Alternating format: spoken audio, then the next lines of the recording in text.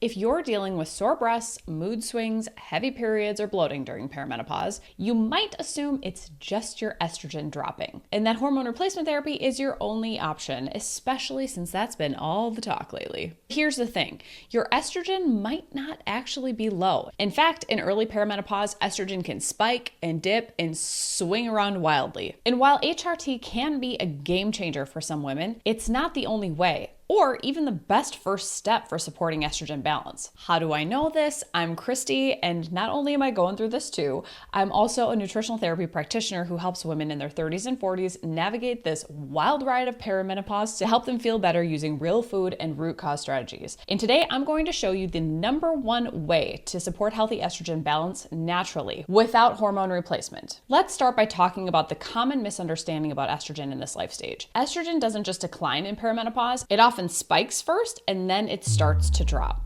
Progesterone is actually more likely to be the first one of the two to drop. So when we say estrogen imbalance, we're usually talking about estrogen dominance, meaning that estrogen is high in relation to progesterone. And that imbalance is what causes many of those classic perimenopause symptoms like irritability, breast tenderness, heavy periods, bloating, and those crazy mood swings. You might know what I mean. But it's not just about how much estrogen your body makes. It's also about how well your body clears it out once it's been used.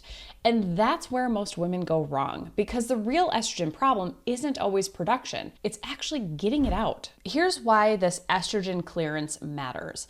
Once your body uses up estrogen, it gets sent to the liver where it goes through a 2-phase detox process. In phase 1, the liver transforms estrogen into metabolites, which will make it easier for phase 2, when those metabolites are packaged up so they can leave the body through stool or urine. If any of these phases are sluggish, or if you're constipated, dehydrated, or inflamed, those estrogen byproducts, the leftovers of estrogen that are leaving the body, can get recirculated. And that means that instead of exiting, they hang around, build up, and make your symptoms worse. This is one reason why you can feel estrogen dominant, even if your estrogen production is technically low, especially as you get into later perimenopause. So what's the #1 way to fix this? It's to support your liver and gut, because estrogen balance starts there. By improving clearance, you're helping your body naturally regulate your estrogen levels without jumping straight to HRT. HRT is not a bad thing. I want to make that 100% clear. I think it's a miracle worker for many women, and it can be life-saving. But it's not the magic fix-all it's made out to be, especially when someone's in early perimenopause. So let me know, are you thinking something's up with your estrogen levels? Let me know in the comments. I'd love to hear what's going on with you. So let's talk action steps when it comes to supporting your estrogen clearance. Here's what actually works to help support this process. #1 is to eat more fiber. Fiber binds to excess estrogen so it can leave your body through your stool. The general recommendation is to aim for about 25 to 30 grams of fiber per day. But keep in mind that fiber can be super touchy. What works well for one person may not work for another. So slowly work your way up to the top of your threshold that feels good for you, gives you good digestion and no extra bloating. If you go up too fast too soon, you might feel bloating. So go up by just a couple grams every few days. Are you one of those people where your body is a little like Goldilocks when it comes to fiber? Let me know in the comments. So the types of foods that can really help with this is eating a whole food based diet. So one that has lots of veggies, seeds like chia seeds or flax seeds. Nuts have a lot of fiber, and fruit can be your best friends when it comes to adding more fiber to your diet. I love berries for this. Not only are they lower glycemic, meaning they don't spike your blood sugar as much, but specifically raspberries have a ton of fiber. There's about 8 grams of fiber for 1 cup of raspberries. That's amazing. The next is to poop every day. Seriously, if you're not going daily, estrogen hangs around for too long. Again, this is the exit door for estrogen to get out of the body. So staying hydrated, eating enough fat, because fat can help stimulate peristalsis in the gut and get that muscle movement going.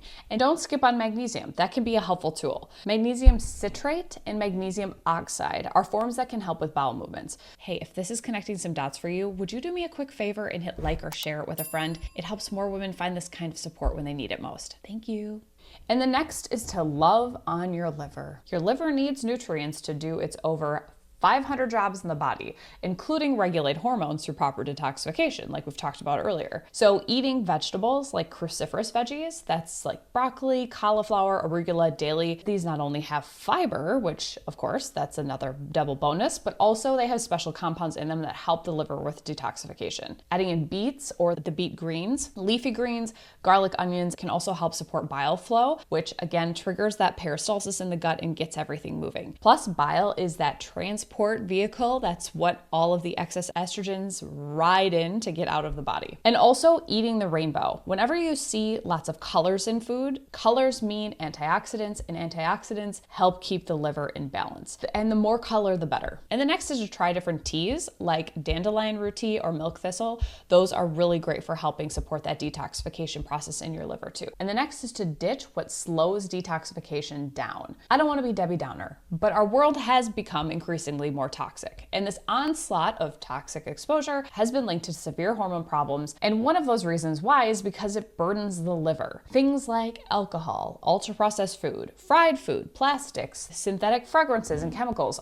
all burden your liver. So eating organic, whole foods as much as possible can help you avoid pesticides and herbicides, and using environmental friendly cleaning products or swapping out your plastic containers for glass. And although you can't avoid toxins altogether, you can help decrease their effects on the body by supporting your body's detoxification pathways as much as possible. You don't have to be perfect, which is impossible anyway, but any little bit helps. So if you're struggling with estrogen-related symptoms, don't just assume it means you need more estrogen. Often the real issue is that your body isn't clearing it out efficiently. But the good news is that you can support that process with real food and small daily habits that help your liver and gut do what they're designed to do. And this is why I always say, balance the body first and the hormones will follow. If you want to learn more about how your gut fits into this whole hormone picture, be sure to check out my video on digestion and hormones, which is a part of my Perimenopause playbook series. I'll link it right here so you can click right on through. You've got this, and I'm here to walk you through every step of the way.